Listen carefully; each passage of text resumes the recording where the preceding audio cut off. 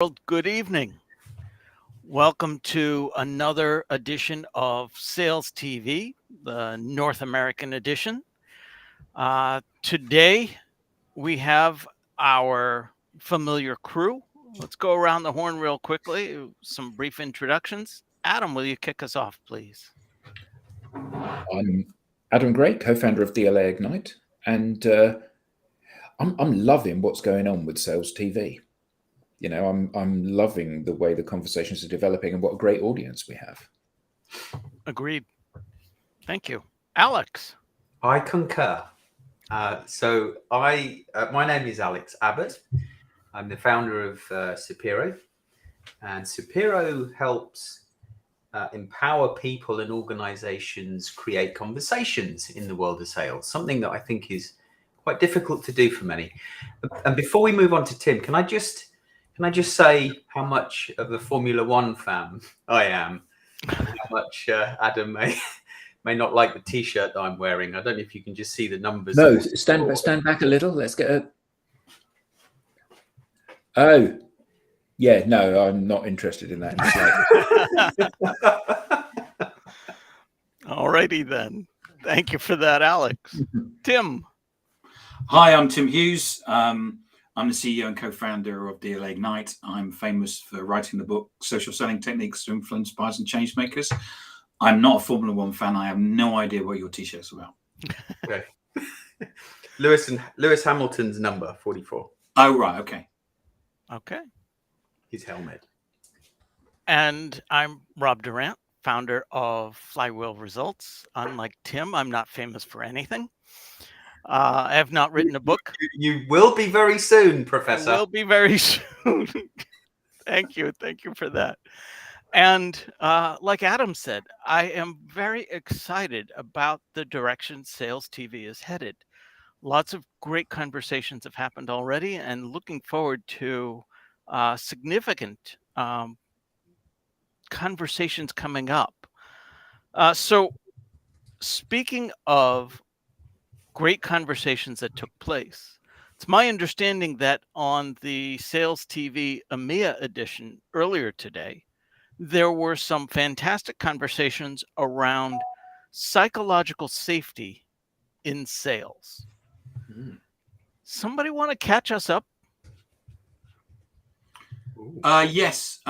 This morning we had a guest on, and we talked about a number of things, and one of those things was to do with psychological safety. And the definition of psychological safety is running an environment where, or a meeting where anybody feels that they can speak up. So we actually did a role play where, so Alex, for those that don't know, has an online persona called the Bearded Sales Guy. Did I get that right? No, you got that right. And he actually went into role by putting his tie on and his jacket on. Yes. And we went through this role play of, bearded sales guy is an amazing salesperson, hitting his number every year, and what happens that we then promote that person, and quite often, sometimes that doesn't work out. Yeah. And we then talked about the need for psychological safety around if something happened where maybe the new manager came in and they were a great salesperson, but not necessarily a great leader, that may have an impact on what was going on. Yeah, and I think the big thing for me was the fact that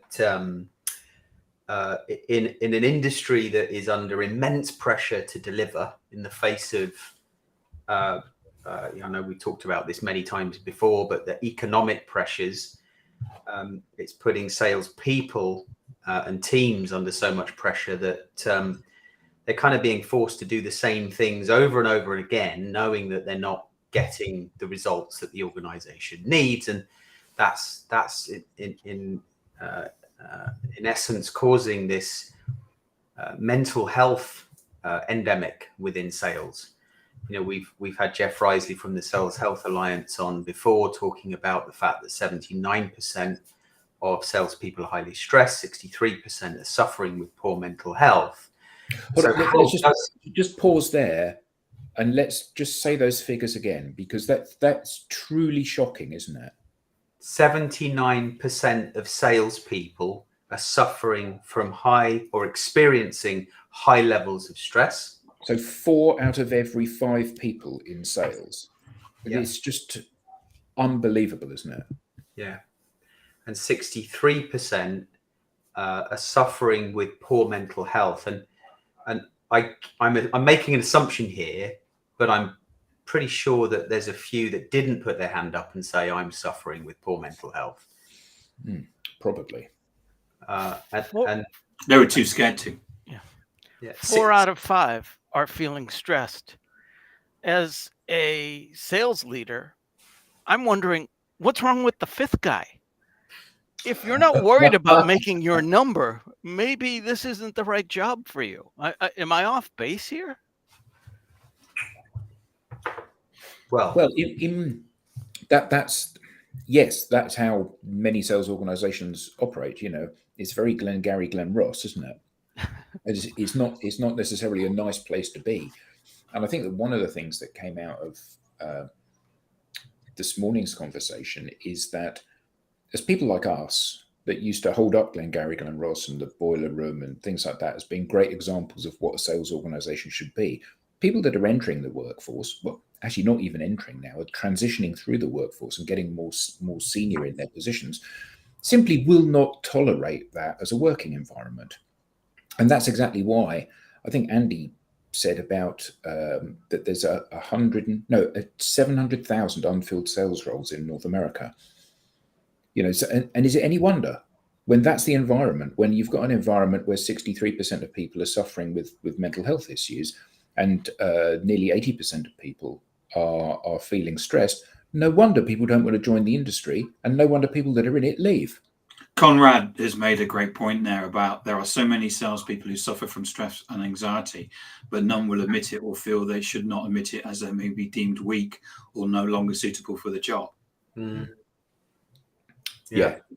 So so I struggle to understand how, when Rebecca was talking this morning about creating psychological safety, I struggle to understand how a sales leader can in fact create that psychological safety where someone feels totally comfortable about saying, I don't know, or I don't agree with this, just having their voice heard when they're under so much pressure to do more with less, do the same stuff that isn't working. But I think that in many, there are many organizations that actually offer that level of psychological safety, where people are allowed to speak up. Whether that's executed on by the leadership or not is a different matter. But there are organizations where it is still command and control.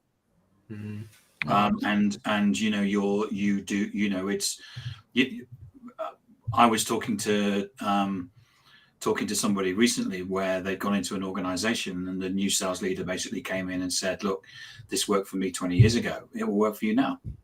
Get on with it. There's a telephone directory. Get phone in. Right. Yeah. How innovative. Yeah. So there are those things, but one of the discussions we had, Rob, was around the fact that there are quite often you get this balance, isn't it, between we want to do that, we want to be fantastic. Someone one of the comments was, we want to be an organization where there's fun, versus there's a number to be done, and what happens is you start the year having lots of fun, and then as you do less and less of the number and the gap gets bigger, there's less and less fun, because those fun things turn into cold calling days. Because what we need to do is that we need to get on the phone and actually sell some stuff. Yeah, right. We've all been there. Sounds familiar. And then September, the expenses are cut. It reminds me a little bit of a conversation I was having with somebody last week. I was coaching him regarding his resume. He's with an organization, and he's thinking of moving on. He's the top performer at this organization, but this year he is making literally half what he made last year. He was the top performer there last year also. And he was asking me, well, how do I put this performance on my resume? How do I look for a job if I've got this underperforming year? And what I was saying to him was, not always are the quotas set properly, but you can work with whatever quota you've been given in the context of anchoring it. So yeah, you hit 130% of your number last year, and you can easily put that on your resume. This year you hit 58%, and you don't want to put that on your resume. What if instead we anchor it? Last year, you were the top performer in your organization. This year, you're the top performer in your organization. It's the same information, just conveyed differently. So how can leaders help? Well, first of all, pay attention. If your top performer went from 130% to 58%, maybe it's not the sellers. Maybe there's another problem at hand, and address that.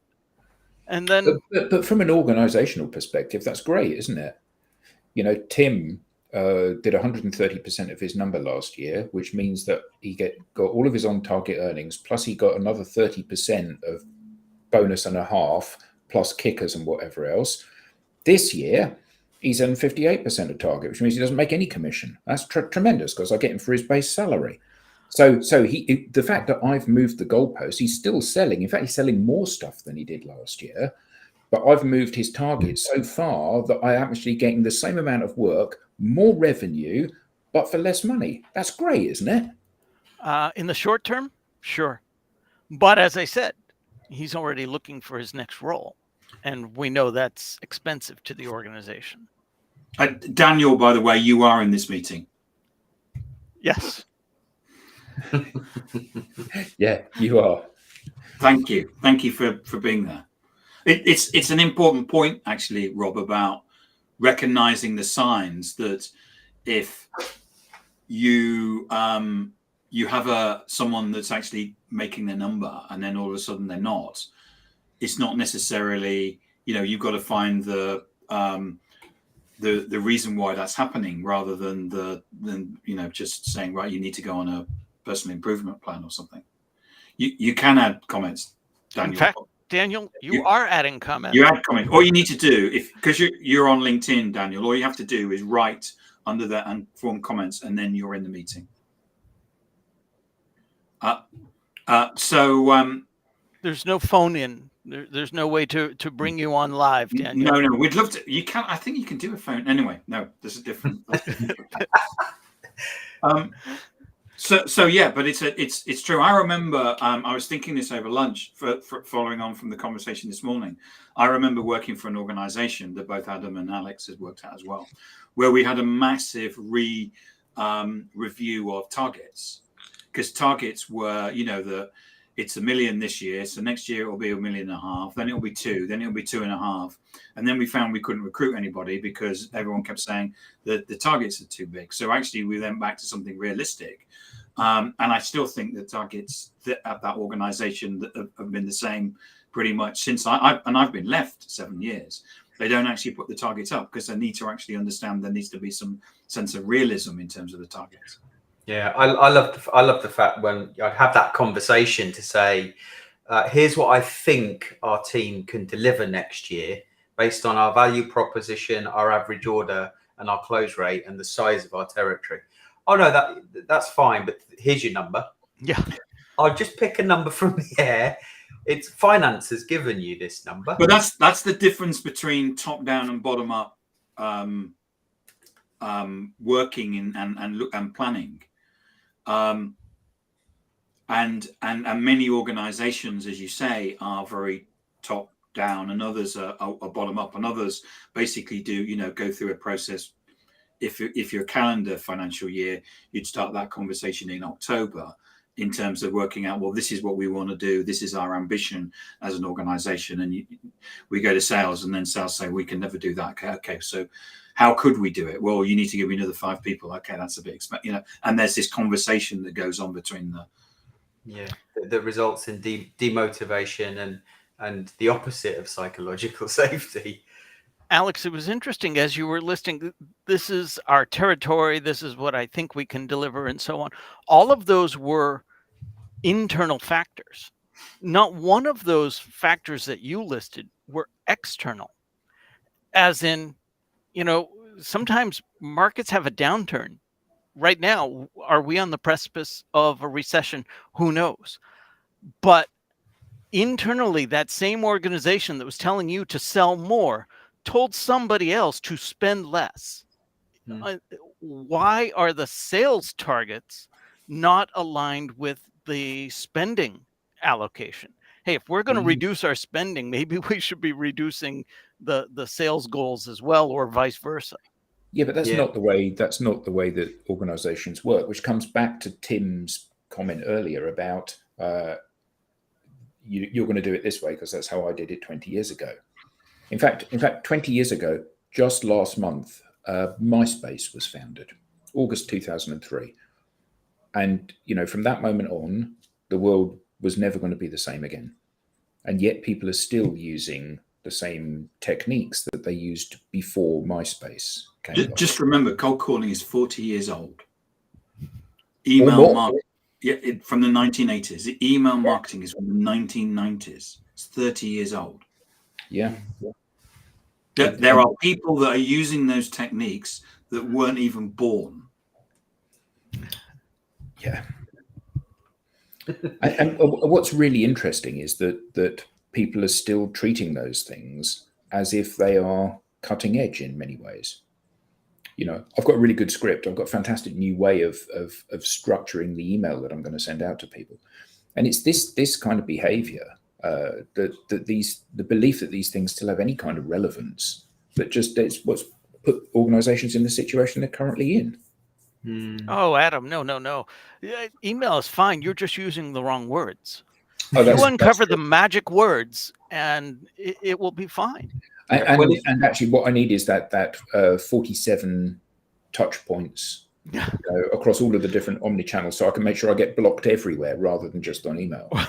And automation can help you with that. And you need to have sent the 3,576th email, highly tailored. Because the 75th one, obviously, that won't activate the customer. Yeah. So I saw something on LinkedIn the other day, which I thought was hilariously funny, and I thought I'd share it with you. And this was somebody, and they said, if you're calling, so if I'm calling you, Alex, I shouldn't make more than 10 cold calls. Who said that? I'm not going to name the person, am Okay. I? Is that I had something the other day that was you need to have called someone 11 times. Is that right? Yeah. But salespeople only call them 1.5 times or something. Yes, I shared that statistic. Okay, it wasn't called necessarily. It was, let's see if I can remember. About 6 or 7 years ago, there was a study done saying that the average number of touch points, and touch points were measured by the combination of phone calls and emails. And that was it. The average number of touch points it needed to schedule a meeting was 11. And the average number of touch points the sales representatives completed was 1.5. So if you think about the stats that we shared earlier and the high levels of stress that salespeople are under, is it because they're not making enough touches with their buyer, or is it because they're tired of making those calls, sending those emails, and they're not getting a response? Neither. It's automation solved that gap between 11 and 1.5. automation solved that problem, but it created a whole slew of different problems. Now you can send me 11 touch points. Guess what? I am tuning you out because you're sending me 11, as are the 3,000 other people reaching out to me at any given time. I'm about to start teaching an intro to marketing class tomorrow, and I'm so looking forward to it. But I'm also terribly nervous because even the textbook that we're working, which was just updated 2 years ago, maybe, and let's say it took a year in production, it references COVID, so it's relevant enough. It feels to me like it's outdated in many ways because the things that we used to know about sales and marketing seem to be the things that we still know, but now they're not true. Why don't you start the program by handing out a sheet where you basically say, "Can you give me your email?" And I'm going to start sending you emails and see how many people give their email out. Yeah. I mean, they probably will because you're you're a senior person, and they'll just it's like. But there's a you got to make a point, haven't you? Right. Yeah. I think the thing that is amazing is that everybody finds this behavior intrusive. You know, even if you've been and browsed something on a website and then you go somewhere else and that thing you were looking at follows you around the internet to all of the partner sites in the Google network. And it doesn't stop when you've bought the thing. It keeps promoting this thing to you over and over and over again. And what it does is it ensures that you will never do business with that company again, that sort of behavior.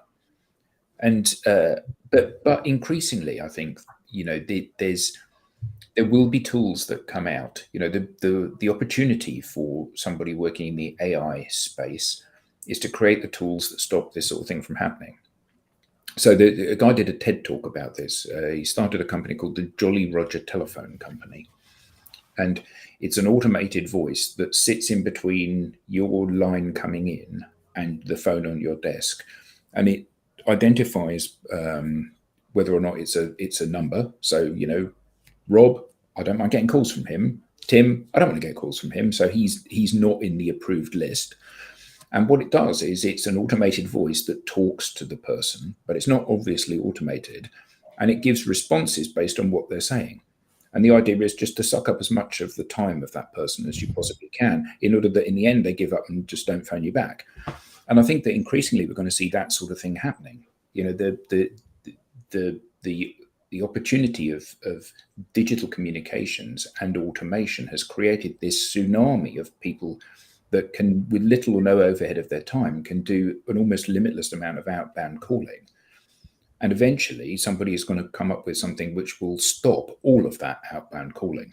And then we'll be back to square one again. We'll have to go and meet people face to face and try to get a relationship with them.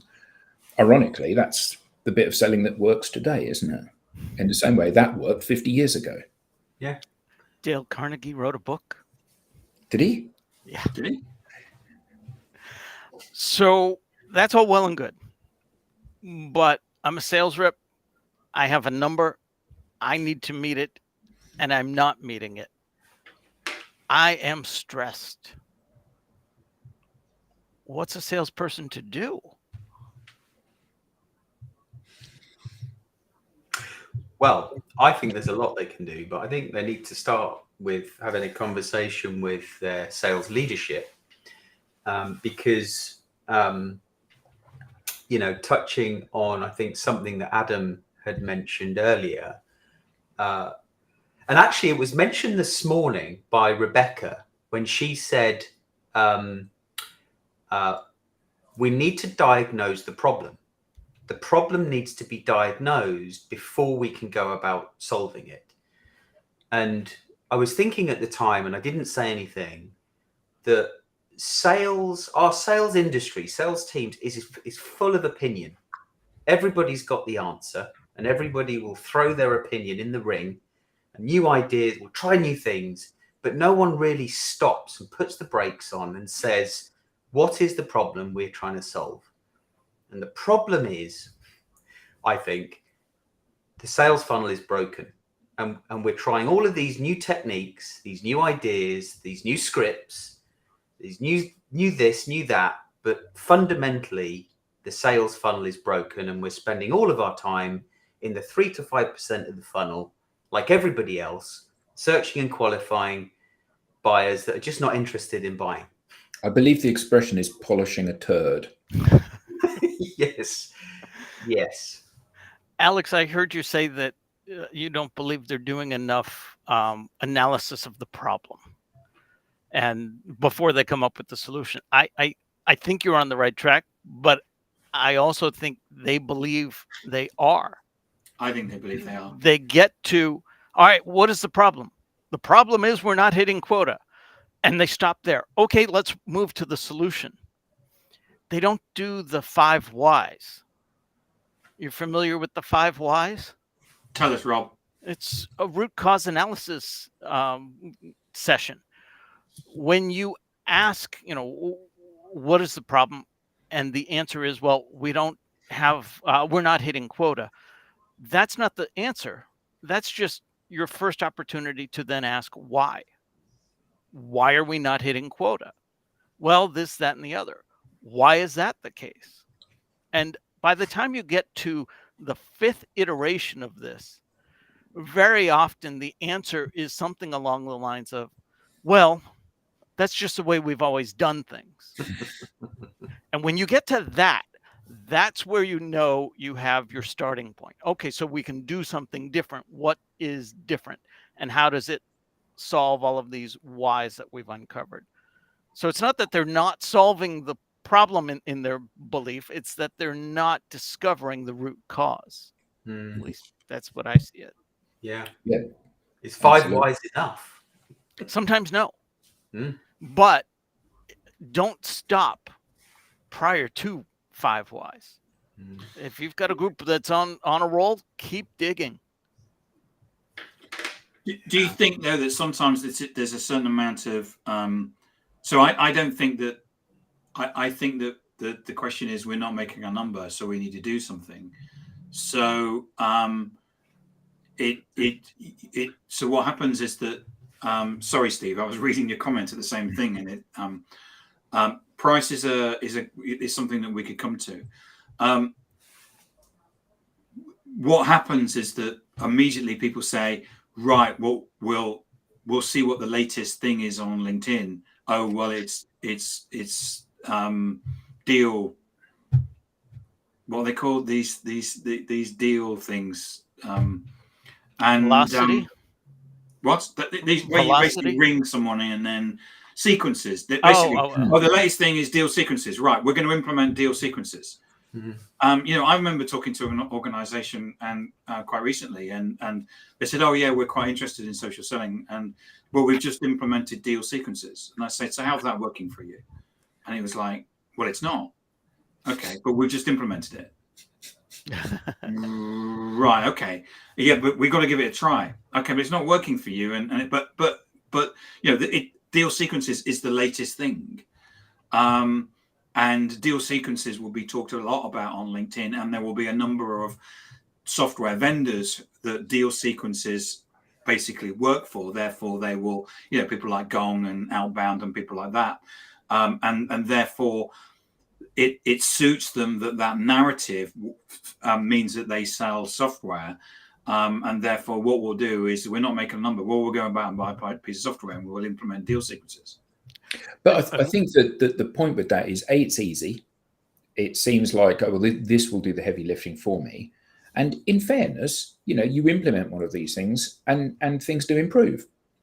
The problem is, you'll get a 2-3% increase. Yeah.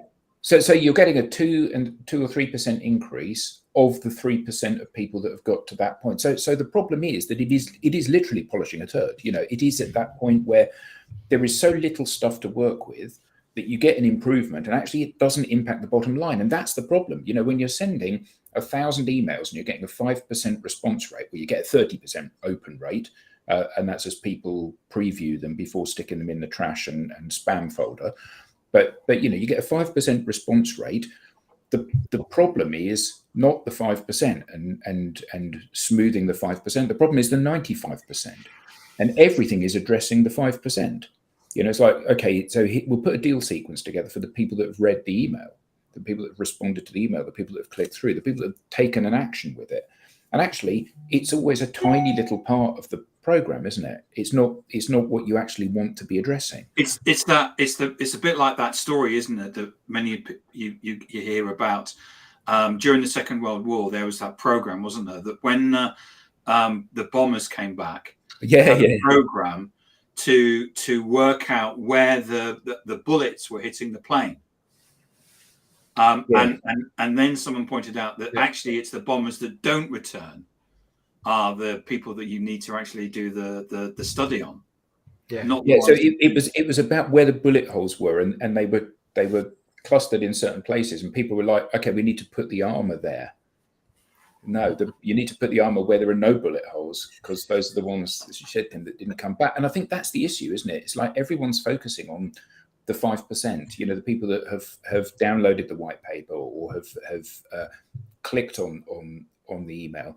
And actually, that's not the issue. The issue is the fact that the overwhelming majority of people have deliberately ignored this stuff that's going out.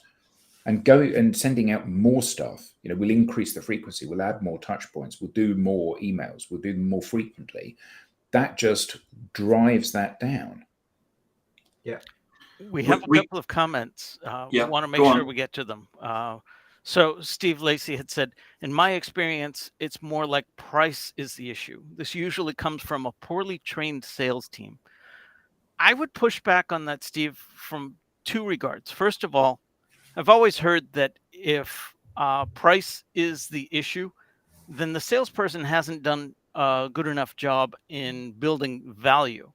But to your point about a poorly trained sales team, well, if every prospect has a price issue and every salesperson is not delivering enough value, it's not necessarily a training issue. It could be a product issue. It could be a training issue. It could be market timing. There are a lot more factors in play. For me, as a salesperson, and Steve, I've always sold a product that's been more expensive than my competition. And so do anybody who's, anybody who drives an Audi, a BMW, or a Mercedes, why did you buy those products? Because you can get, if you want to get a metal box with 4 wheels, you can buy a Ford, and they're way much better. They're far cheaper. I have a Ford. Yeah, particularly I know you ST. do. An ST, XR2, isn't it? and so price.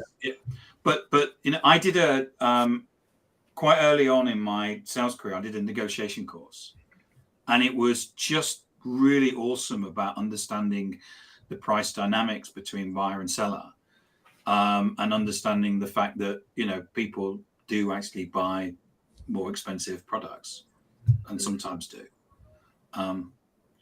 Same here, but reflecting on a team that isn't performing is where the point is being made. Yeah.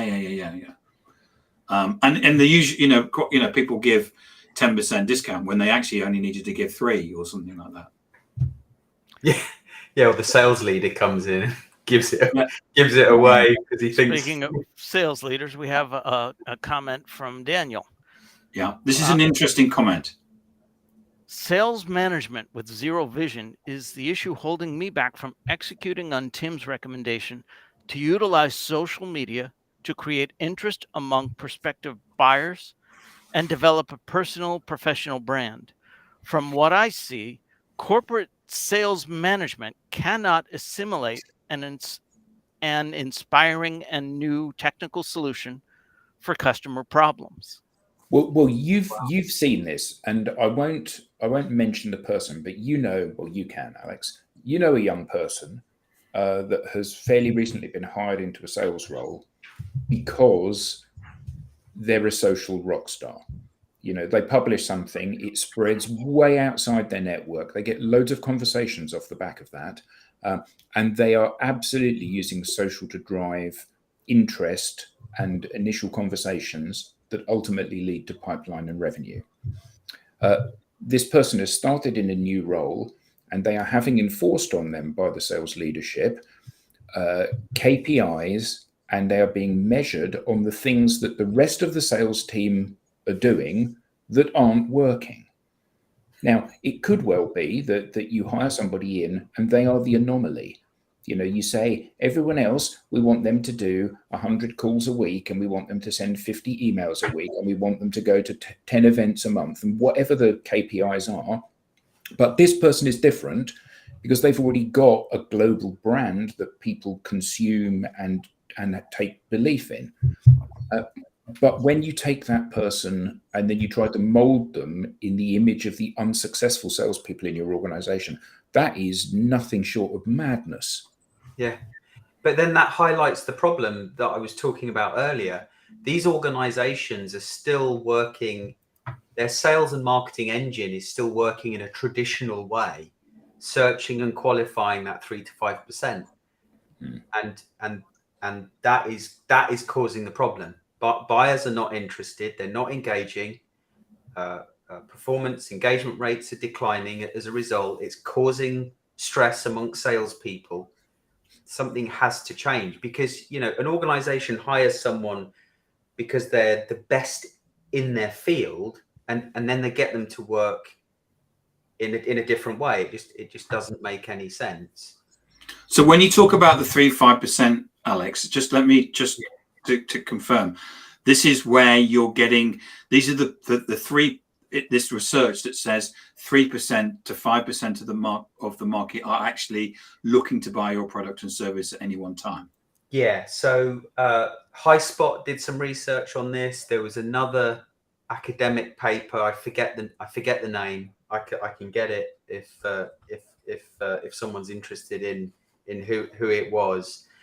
But between those two pieces of independent research, it was found that the average, so the average percentage of a territory, any given territory that was in market for the solution that you have, was 3 to 5%. And so, somewhere in between, could be lower, could be slightly higher, depending, but a good average was 3 to 5%. And so when you say, so what you're saying is that everybody is focused on that, because if you look at LinkedIn and the knowledge that comes out of VC organizations, they will tell you that you're wasting your money talking to people that are not in market. So where is that wrong? Well, that's fundamentally wrong, and the reason that's wrong is that, as Alex said, there's let's say 4%. 4% of people in your universe are in market, and you've got 20 competitors chasing those people. Yep. Those people identify themselves as being in market, and then it's a race to go after those people. And all of the vendors are clawing at one another to get to the front of the queue to have a conversation, because they all know that the person that first, because there's so much research that shows this, the first person to add value is the person that's most likely to get the deal. Now, the fundamental problem with this is, why are you focusing on the 4%? There's 96% of people that, if you've got a decent product, let's assume for a moment that you're a CRM vendor. Every business in the world needs a CRM system. Now, we haven't got one because we're too small. We haven't got one, or we're not in market to buy one because we're under contract for another 3 years to one of the big vendors in the market. Whatever the reason is, at some point down the road, we are going to need to buy a CRM solution to drive our company forward. And the problem is that at the point that we are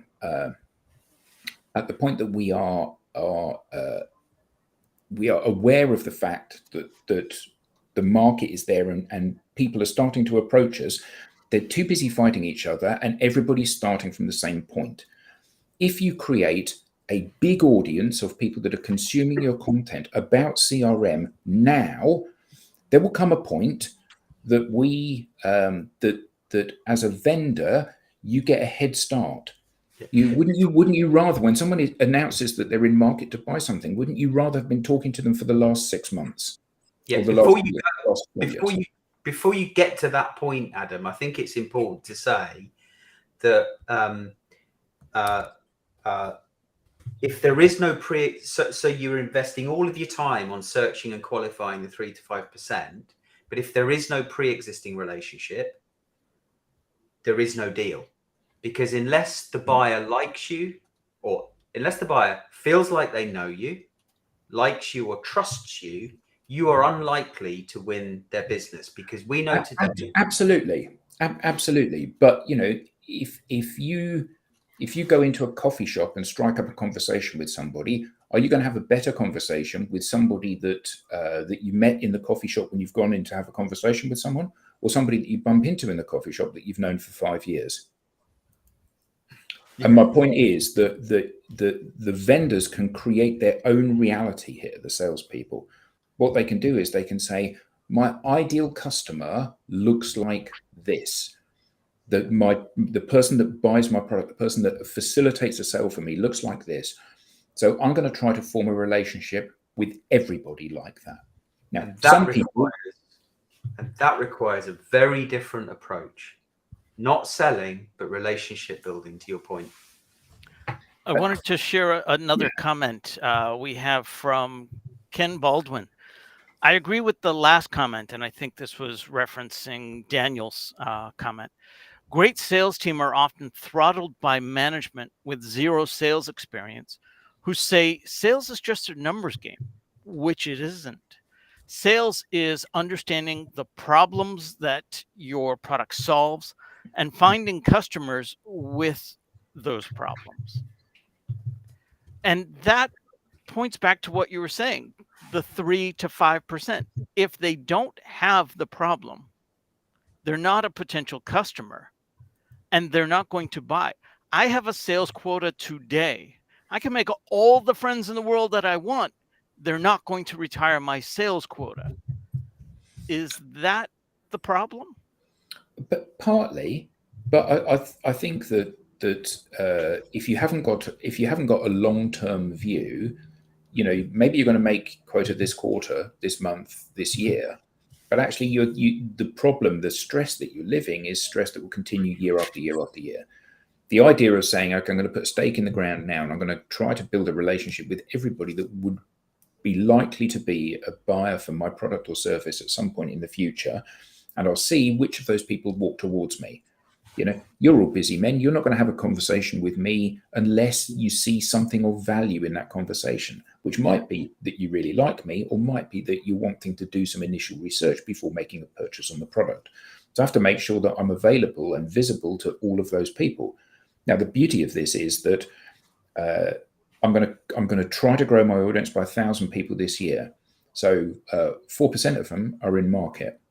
Next year, I've got the 1,000 people that I'm going to grow it for next year, plus the 960 people from the previous year.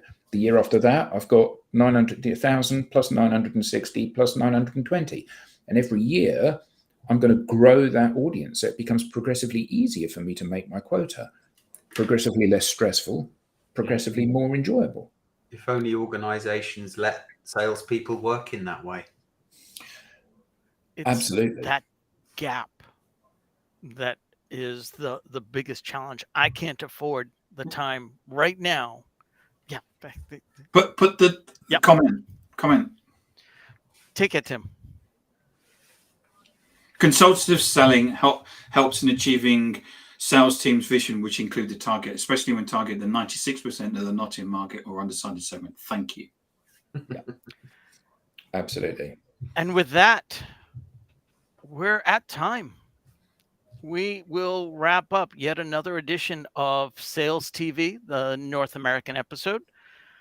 Fast facts, latest thinking, chats about the world of sales. If you are interested in continuing the conversation, we invite you to continue the conversation on the SalesTV LinkedIn group. You'll see our alternate personality, and you'll see a number of other comments and conversations taking place there. Until next week, Tim, Alex, Adam, and everyone in the audience, thank you very much.